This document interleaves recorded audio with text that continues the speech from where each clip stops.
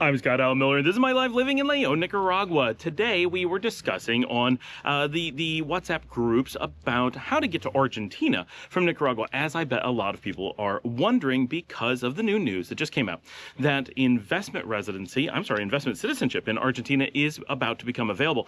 So a lot of people are interested in learning more about Argentina. They want to figure out what it is that they may be interested in and having some more opportunities. Argentina already has some very simple residency, and they already have some relatively simple citizenship through residency programs, but now they have this additional one, so they're just on people's radar. And Argentina is a big, wonderful, really interesting, and very different country than Nicaragua. So even if you're just looking at vacations, you're looking to have a region throughout Latin America that you travel around and get a big variety of things, Nicaragua to Argentina is some of the best variety you can get within the region, of course. So people are wondering, if you live or are staying in Nicaragua, how would you go about getting to Argentina? Like, it's not as straightforward and obvious as you might think. So today we're going to talk about how you can get to Argentina and some other destinations down in South America quite easily and affordably from Nicaragua.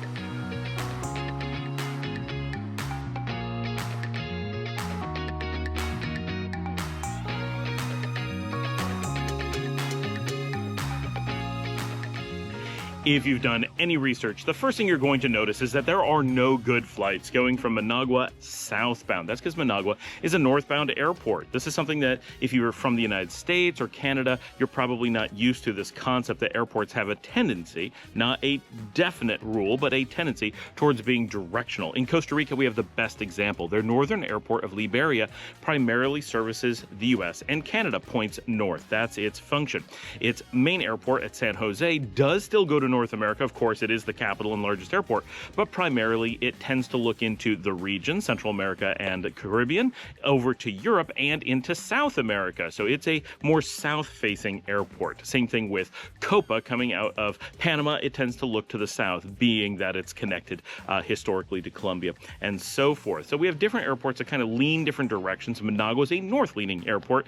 So if you're looking for flights into the United States or into Mexico, into El Salvador, you have a lot of options and it works really well. If you're looking for flights going very far south, yes, Costa Rica and Panama are available, but if you want to go much farther than that, they don't have any direct flights out of Managua. It's just not something that's there. We are hopeful that some will come in the future, and we have heard an announcement that Iberia is going to be bringing in flights from Europe for the first time. So we're going to get a little bit more focus, hopefully, if all goes to plan. So good things happening, but Managua is basically north-facing. That means we have to consider getting to a south-facing airport before we begin really looking at how to get into South America. This is just one of those things you have to know. When you're in small countries with small airports, you have to know these tricks.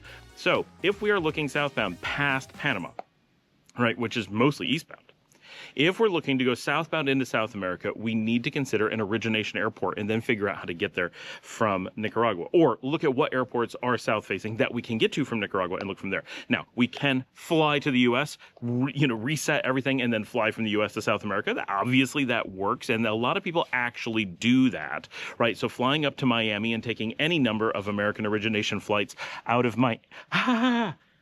wow. Sorry, team, I stepped on something that hurt a lot. I went to get it off of my foot, and as I brushed it off of my foot, it punctured my finger, and I started bleeding. That was surprisingly painful. It really caught me off guard. Okay, so some people actually fly to Miami and get any number of American airlines, United Airlines, Delta, you name it, and from there fly to South America. I'm still bleeding a bit, so I'm looking. And so that's a possibility. You can do the same. You could go to Canada. You can go to Mexico, do all those things. But of reasonable local area airports that we might do this, what we're actually looking at is having San Salvador in the north, which is Avianca's hub in the region. They do a lot of southbound flights because Avianca is the flag carrier for Colombia. So we'll be looking for them as one origination source. Of course, San Jose that we mentioned, Chepe Town in Costa Rica is a really good option. And of course, the Panama City Airport, PTY, in Panama. All of those are really good options. For the most part, you're going to be looking at just Avianca coming out of El Salvador and just Copa coming out of Panama. If you're going down to San Jose, then you have a few options, but most notably, that is where LATAM's northern point is. LATAM being the Chilean Airlines that also has a hub in Lima. Avianca's hub is in Bogota, and Panama City is actually the hub for Copa, but it's right in line with South America, right? Panama is actually south of some of South America, so it's basically a South American airport. So you want to get to one of these three, and from there you can launch into South America. If you're going to go out of San Jose, expect you're going to be going to either Lima or Santiago, and then catching a connector to wherever you're going to go. If you're going with Avianca, assume you're going to Bogota, and you're going to catch a connector from there to wherever you want to go. And if you're flying out of Panama City, you may get lucky and be able to go direct, including all the way to Buenos Aires, which we did last September when we went down there. So you have these options. Now, of these, typically Copa is the most expensive, and to get there from Managua, typically you're going to fly. So you do have some flight options. This is not the worst thing in the world, but you're going to need to take a Copa flight from Nicaragua to Panama and then do a connector on. Now, they do have a layover option where you can spend some time in Panama. Panama City being an absolutely wonderful city, a great place to spend, whether it's like a 10-hour like I did not too long ago, or you're going down to spend an entire week during your layover. Getting some time in Panama is a nice benefit. Like, it really is a great country. I used to live there. Love Panama, so consider that. If you're flying with Avianca, you're going to need to fly up to El Salvador, which you can fly out of Managua and go up there, or you can take a bus up. That's within reason. That is a very long bus ride, but it's doable.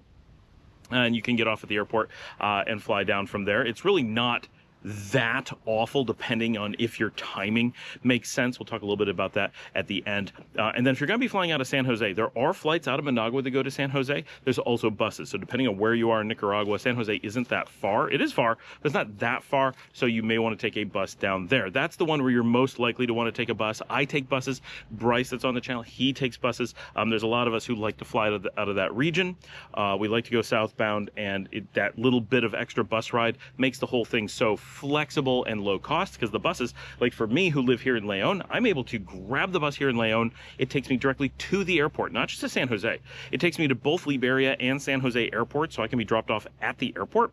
I can catch my flight right there, take my luggage right into the airport. Now, it only works if the timing's right. Typically, I end up there a little bit before, so I stay across the street from the airport at the Hampton, and then go to the airport on their shuttle.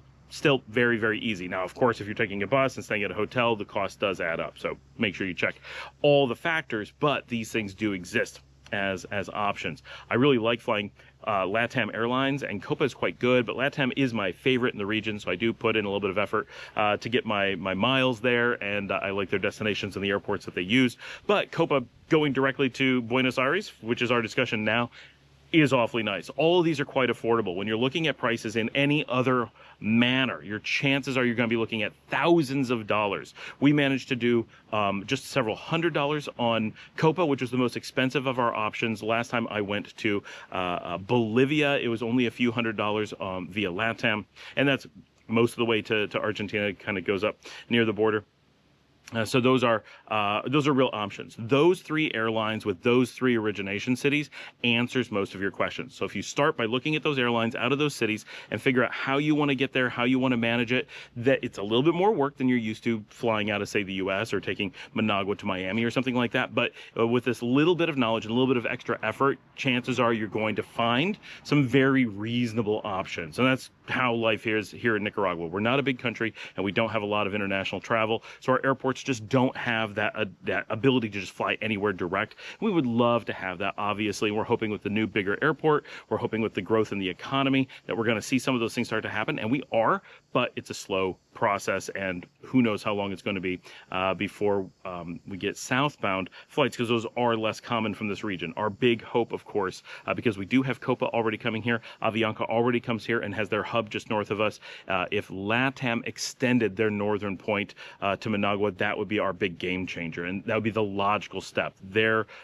Of all the airlines in the region, they're the ones who have the most obvious reason to be extending into Managua, because they come so close and they don't already have some hub in the region that they're trying to operate out of. So not that it would be a hub, we would just be a very small endpoint for them, but having flights direct from here to Lima would be absolutely amazing for Nicaraguans, and pretty cool for South Americans to just have different places that they can go to. In case you saw that on the lens, I don't have a view to see if it showed up. That was a spider crawling on the lens today. We get the funniest things when I film this outside. Okay, so I promised I would say a little bit more about how to get down there. So basically all of that is all you need to know. All of those, the airport you're looking at flying into is known as EZE. Literally, that's its call sign, the letter E, the letter Z, the letter E. But when you say it, it sounds so funny that you're flying into EZE. But it's also an easy one to remember. You are now armed with the information you need to make a good decision. Now, the thing I was going to say is, for people who live, for example, in Managua, it's going to make almost always sense to find an origination flight out of Managua, which the people we were talking to today, that's where they live. So yeah, that just makes sense. But if you're going to be living, for example, here in Leon, for us, it's a 2-hour drive into Managua. Plus we have to account for what if there's traffic problems or an accident or something like that, or we break down. You gotta give yourself a little bit of extra time. So in order to get a flight out of Managua, we got to give ourselves 2 or 3 hours at the airport. We got to give ourselves 2 or 3 hours to drive there. That starts to add up. Plus, are we going to drive our car and leave it at the airport? Is someone going to take us to the airport? All those things become extra hassle. If I'm going to hire a driver, a private driver, to drive me to the airport, I can get away with doing that for about $70. But I'm giving up 2 hours or so in order to get there. I'm going to have to, we'll just use an example, I'm going to fly Avianca through Bogota. So I need to take we'll buffer it a little bit because it's definitely 2 hours to get there. 2.5 hours early, I'm going to have to drive to Managua to get to the airport at least 2.5 hours early. So 5 hours before my flight, I'm going to need to go there with a driver, and I'm going to spend at least $70 to do so. In reality, I typically pay $80.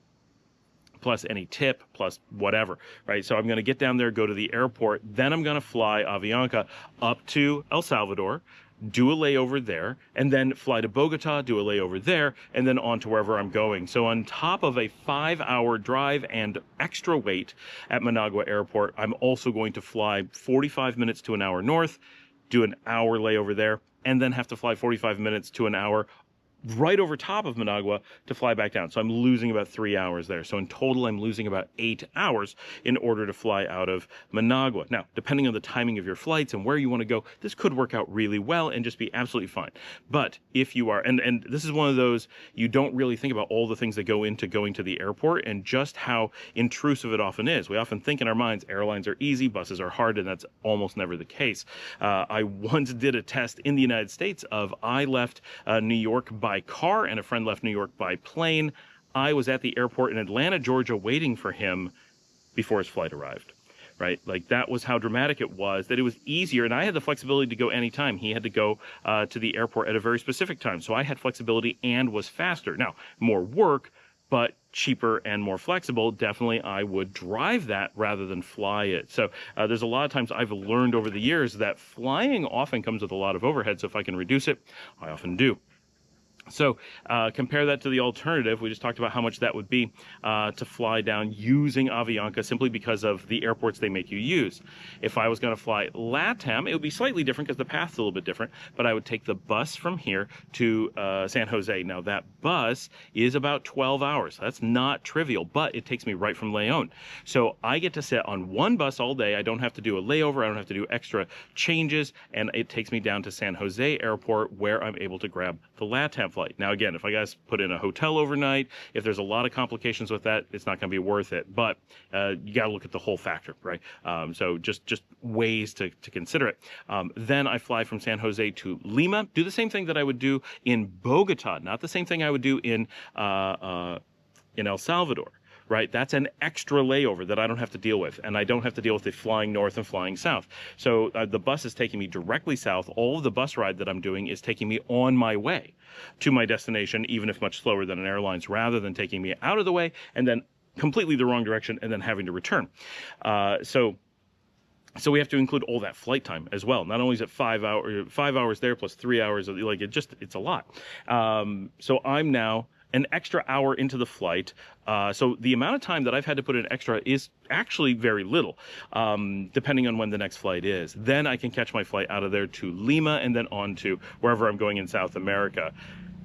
Yes, in most circumstances, it's still going to be easier to fly out of Managua. And if you're flying from Managua to San Jose, that's often better than the bus.